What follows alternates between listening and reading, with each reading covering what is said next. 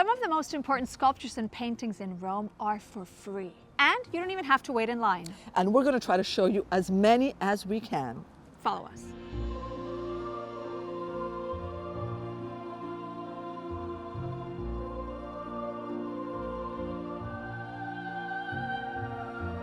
Tucked away between the Colosseum and the neighborhood of Monti is this small, beautiful church called San Pietro in Vincoli, St. Peter's in chains, and it's called this way because right beneath the main altar are the actual chains that St. Peter had when he was imprisoned. But the real showstopper here is Michelangelo's Moses. The sculpture looks so real, as if Moses could just get up and walk any minute. Now, look at him. Look at the details. Look how he holds onto his beard as if he's in deep thought. Look at the muscles underneath his robe. Look at the details of the hands. But there's something super, super weird. Look at his head. He has horns. Why does he have horns? Well, this very odd detail comes from a translation mistake of the Bible where the Hebrew word for rays of light was misinterpreted as horns. And because of this, so many artists back then depicted Moses with small horns. And Michelangelo did the same. And there is a legend that says that Michelangelo was so overwhelmed by his own genius that when he finished the statue, he hit Moses on the knees with a hammer and shouted, "Why don't you speak?" Now, who is Michelangelo? Well, first of all, his full name is Michelangelo Buonarroti, and he is a Renaissance genius because not only is he a sculptor, he's also a painter, an architect, and a poet, and he's also the guy who painted the Sistine Chapel and carved out the Pietà, that beautiful statue in the Basilica of St. Peter with the Virgin Mary holding Jesus.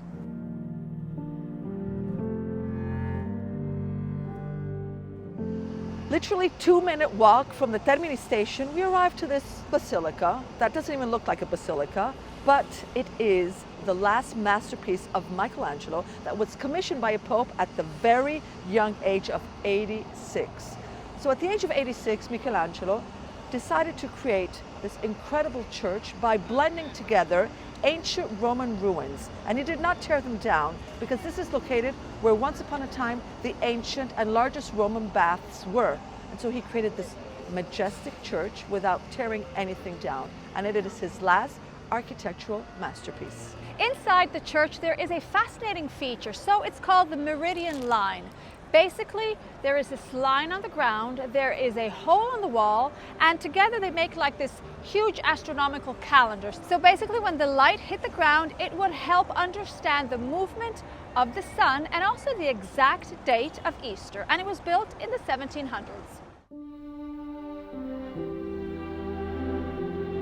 Just a few minutes away from Termini station is a church called Santa Maria della Vittoria, which from the outside looks just like any other church in Rome, but inside there is one of the most important sculptures ever created, and it's by Bernini.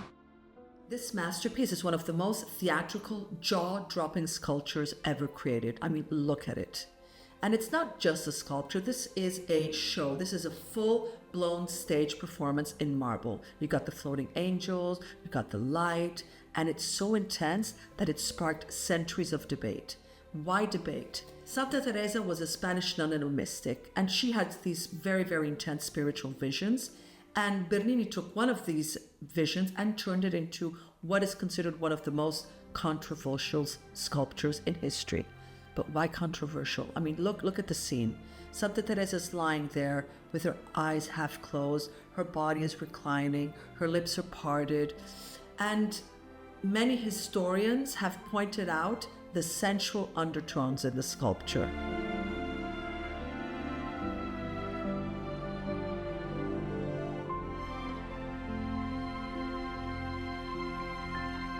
Gian Lorenzo Bernini isn't just an outstanding sculptor. He's also a playwright, a stage designer. Everything he does is dramatic. It's full of emotion. And you know what? He's also the guy that built and did and designed the columns at St. Peter's Square, as well as the fountain of the Four Rivers at Piazza Navona. A few-minute walk from the Trevi Fountain, you find yourself at the Quirinale. Quirinale is not only one of the 7 hills of Rome, but is also the residence of the President of Italy, this little house behind me. But we're not here for that. So if you take that road over there, you're going to come to this little church. Doesn't look like anything wow, but you walk in and you're going to be wowed. This was designed from scratch by Bernini. And unlike any other usual church where you have, a long aisle and you have the things on the side, he decided to design this oval. So it's a small oval church, which is just breathtakingly beautiful. And he was commissioned by the Jesuits to design it. And there's a legend that says that he was so proud of himself, so wowed about what he did, that he considered, first of all, this to be the best thing he had ever done. Imagine. And he did not want any money for it. If this is true or not, I have no idea, but it is quite a spectacular thing to come see.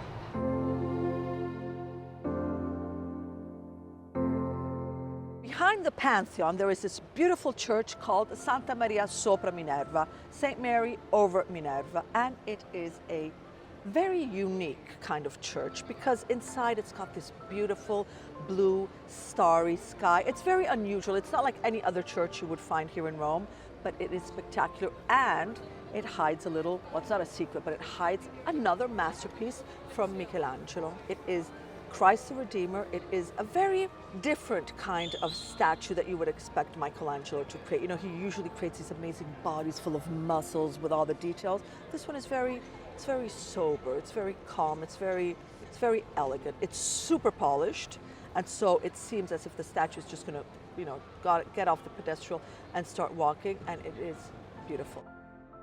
Originally, Michelangelo sculptured him completely nude, but then in time, a modest cloth was put to hide his lower body parts.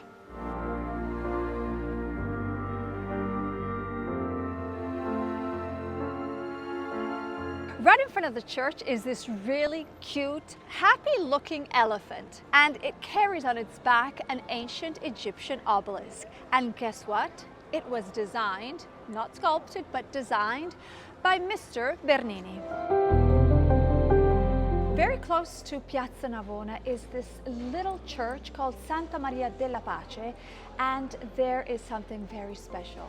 There is a fresco by Raphael, and it depicts these angels bringing divine messages to 4 prophetesses, Sibille. That's how they're called in Italian. Raffaello Sanzio was the ultimate Renaissance artist. His paintings were graceful, elegant, and full of harmony. He unfortunately died at the very young age of 37, some say from a mysterious fever. He was so beloved that he was buried inside the Pantheon, right in the heart of Rome.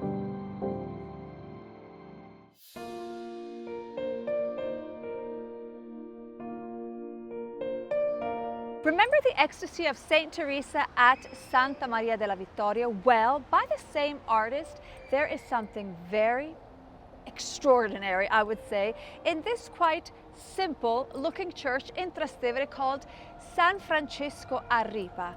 Whoever knew? I've been around here trillions of times, but I did not know there was something outstanding.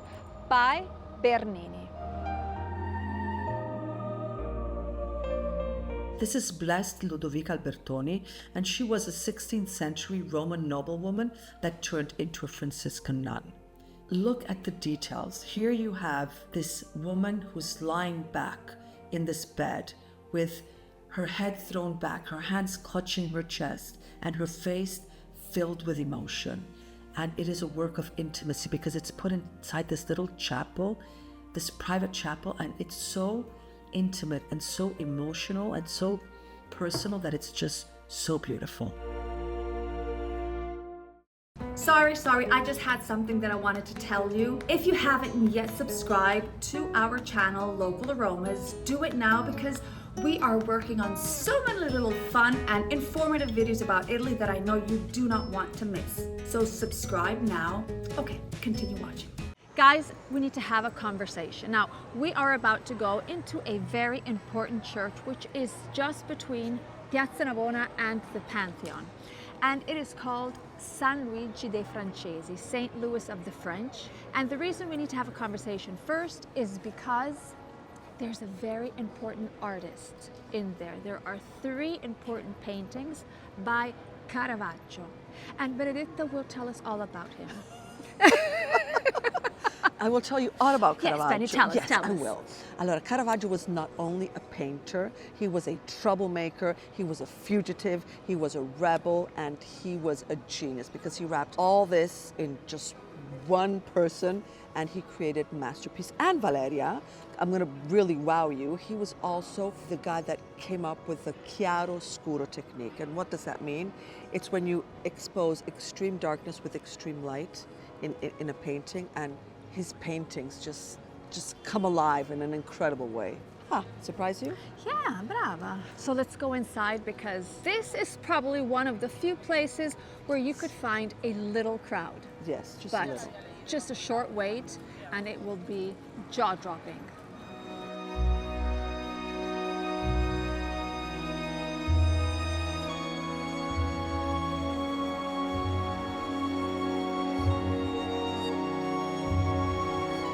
The Caravaggio paintings are all about Saint Matthew the Apostle, and the painting to the left is his calling. The one in the middle is his inspiration when he wrote the Gospel, and the one to the right is his martyrdom. And if you look close, Caravaggio also depicted himself in it.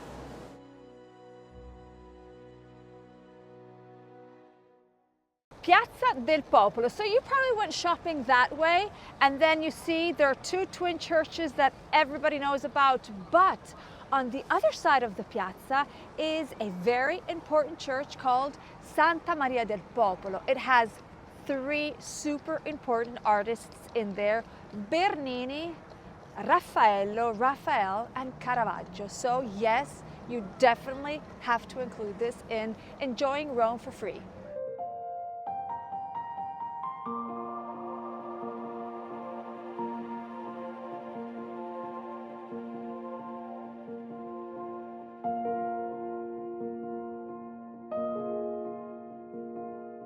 Once you enter, go to the left and walk in front of this chapel here. This is the Chigi Chapel, and it was designed by Raphael. The fresco up on top that decorates the dome was painted by him. And not only do we have Raphael here, but we have rich details and sculptures made by Bernini. Now keep walking straight. All the way to the end, you will come to the Cerasi Chapel, and this is home to 2 of Caravaggio's most intense and dramatic paintings. On the left is the Crucifixion of St. Peter's, and on the right, the Conversion of St. Paul.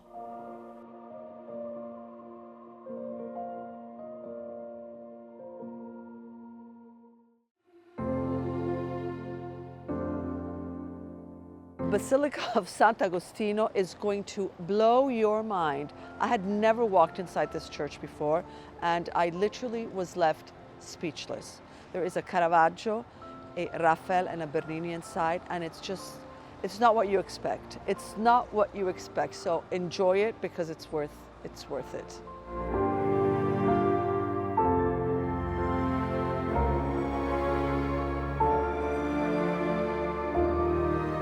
Madonna di Loreto, also known as the Pilgrim's Madonna, is one of Caravaggio's most unexpected and controversial masterpieces. Unlike the polished, idealized images of the Virgin Mary that people were used to, Caravaggio did something radical. He painted her as a barefoot woman in a dark alley, standing in the doorway of a simple house, holding baby Jesus. He's got dirty feet, and so that was the scandal. It wasn't the usually heavenly, glowing Madonna that people expected.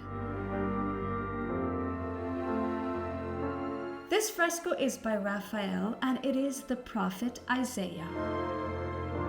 Madonna del Parto is a statue of the Virgin Mary that pregnant women come to visit and pray for safe delivery. For centuries, mothers have left offerings. Look at the ribbons, look at the notes, look at the bibs. And it's turned this special corner of the church into a very, very personal space of love and devotion.